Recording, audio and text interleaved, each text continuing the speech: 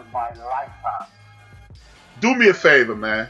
Tell my listeners and the rest of the universe that's gonna hear this that in the summer, you already said it, but reiterate. I keep telling them the stuff you see on the news, the stuff that is highly overrated. Because I don't know if you know this. You know what all the stuff on the news and all that. I've heard stories. Most of that stuff is right down the street from the chosen few, and you didn't even know it. What you were saying? You didn't even know that most of that action that you hear about is right down the street from the chosen few. Well, look, one monkey don't stop no show. Right, right. Yo, if you want a life alternate experience and music-wise, you gotta experience that chosen few picnic, man. That is incredible. Yo, I was down there 2011. I tried to make it back, even though I haven't. I tried to make it back every year. I planned. Yo, I gotta go to Chosen Few this year. I gotta go. It never worked out, but every year I tried. I was so like this year because of the pandemic, and we had to watch it online and stuff like that. But I'm telling you, yo, there was records being played over there that I never even knew about, and I learned about it from going to that picnic. And I got to see Frankie Knuckles play before he died. Nice, so that nice. was like a big time thing for me. Well, hey man, next time you're in Chicago, hit me up. You got my number already, but I'm telling you, that's every Friday in Millennial Park, hosted by the city of Chicago. That kind of music is being played every Friday all summer. Oh man, you need that. That music right there is incredible. Like that's the foundation. A lot of that is the foundation for the hip hop. Yeah. Hip hop records, man. Is that? We used to call them just radio records back in the day. But these records, yo, those records are the foundation to what we're doing. Yep. That shit opens you up differently. So trust me, that is definitely needed out here. It's needed all over. Yeah. I mean, man, I tell people all the time, if you want to enjoy yourself, come to Chicago from Memorial Day until maybe 2 weeks from now. Well, 2 weeks from now, the end of September, you will have the time of your life. And on the real, like, I'm a hip hop guy first. Hip hop is my foundation. But when I'm spinning, my lane is that. That's my lane. R&B, like, a little disco here, like, that's my lane. Yeah, hey man, I'll send you music.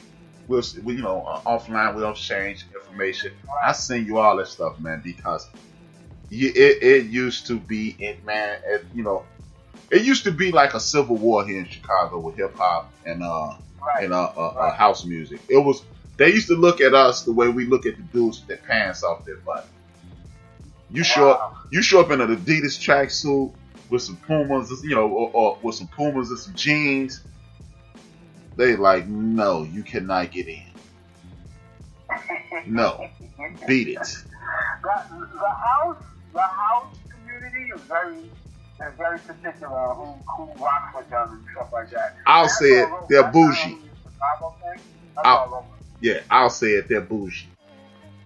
Right, but you know what? They have that right because they work hard. Because a lot of people,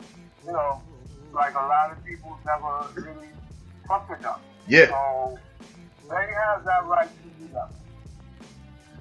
But yeah, they have that right to do that right. Yeah, I've been telling my supporters the whole time, hey man, if you want to have a good time, show up in Chicago, it's going down. Right. And it don't stop. Tell me about Nashville though, man. Talk to me about Nashville. Well, we did a couple of parties down there, and it was it's what it is, it's a little Atlanta. Okay. Maybe that's why I like it, because it's a little Atlanta. But it was, I just loved it down there, man. It was a nice vibe. I've traveled to a lot of places, man, and it takes a lot for you to stick out, to me, and that's what Atlanta and Nashville did. It was just a nice vibe, and a lot of like a few of the cats that was, they moved down there from New York because everybody was going the Atlanta route. Some people moved to Nashville just to get away. Okay. So yeah, it was different. It was different. I've only drove through Nashville. On the way to Atlanta. It's really nice. On the way to Atlanta, yeah, man. Okay, give me the other 2, or other 3 of the 5. Places that I love? Yeah, well, actually 2, because you gave Atlanta, Chicago in the summer, Nashville. Give me the other 2. Right, let's get that clear. Chicago in the summer. Yeah, Chicago in the winter sucks. Even as a Chicagoan. I like Tampa. I like Tampa a lot. I like Tampa, and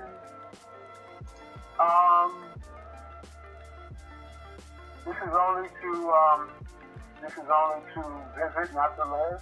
LA. I won't live in LA. Too expensive. I like to visit LA.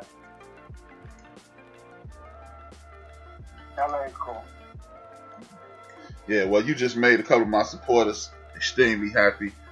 Sister Low Key and my man D Great, we do a show together, so okay.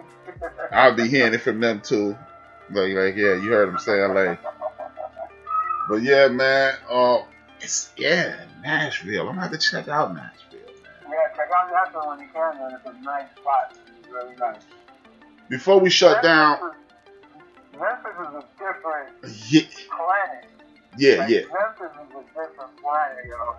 So I can't see myself in Memphis. Yeah, nah. It's a different way of life now.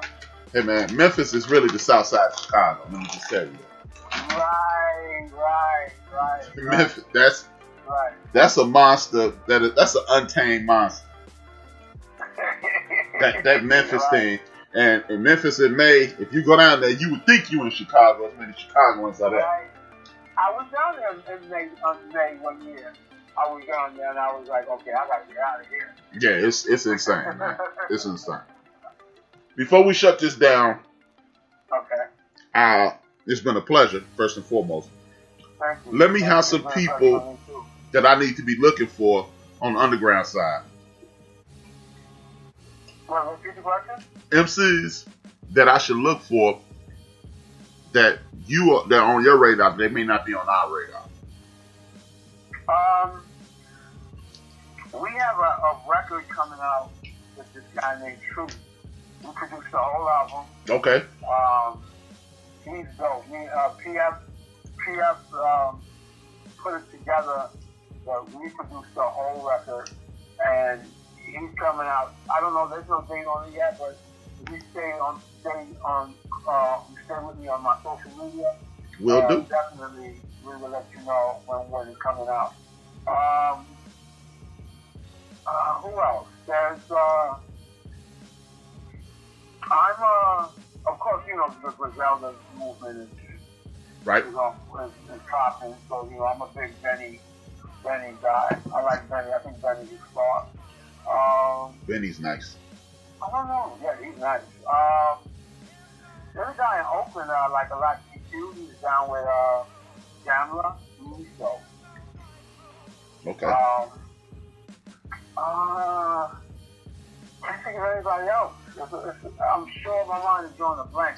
Whenever I get questions like these, I always draw a blank. It's natural. It's natural. But again, man, well, man, it has been everything I expected it to be. Thank you so much, man. It's been a true pleasure talking to you, man. Please come back. Well, definitely. All you guys do is hit me up. I'm ready. We'll do, man. Because I got a million more questions, but I don't have a whole lot of time. So, anytime you want me back, I'm there. Man, thank you. Thank you very much, man. Thank you. Salute to you. Salute to the Beatminerz. Thank you, brother. Thank you for all the dope music for all the years.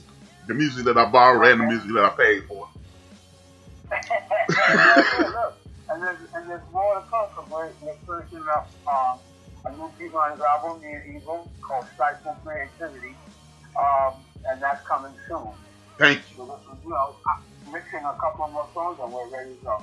Tell you what, when you get a release date, let's bring you back and let's rock out with it. Definitely. Definitely. As soon as I get that date, I'll let you know. Thank you very much, man. Again, thank you. I salute you. Thank you for the man. I really appreciate this. It has been a true pleasure for me because I've been enjoying your music. All right, man. Much love. Thank you very much. Thank you, bro. Take it easy, guys. All right, thank you. All right, cool. Peace. For you guys, man, thank y'all for tuning in, man. Thank you for the supporters, man. That's one of my favorite producers. I try not to have people on that I don't rock with their product. As you saw, my man got down. I appreciate you guys for tuning in, man. It was a longer interview than I anticipated. Things got flowing. Much love to Big Illinois. Much love to Joe. Much love to 334, J. Ron, Low Key, D Great, DJ Mad Knox, Black Swan. Who else in here? I said Mad Knox. Background listeners. Shell. My man Chance Roundtree. Good to see you back, my brother Moni. My man Deacon Dale. The Iron Sheik. I said D Great. If I miss you, just still want to girly girl line shots to my head, not to my heart. I want you guys to pay attention to this last thing, man. Y'all know I always drop some history in my show. It was super dope having you guys. Please continue to listen. Tell a friend to share. Hit the like button. Share on social media.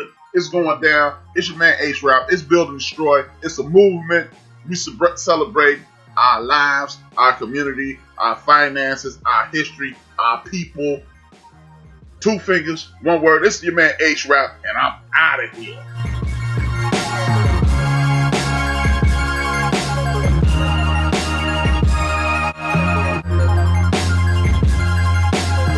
Hi, I'm the History Guy. I have a degree in history and I love history. And if you love history too, this is the channel for you.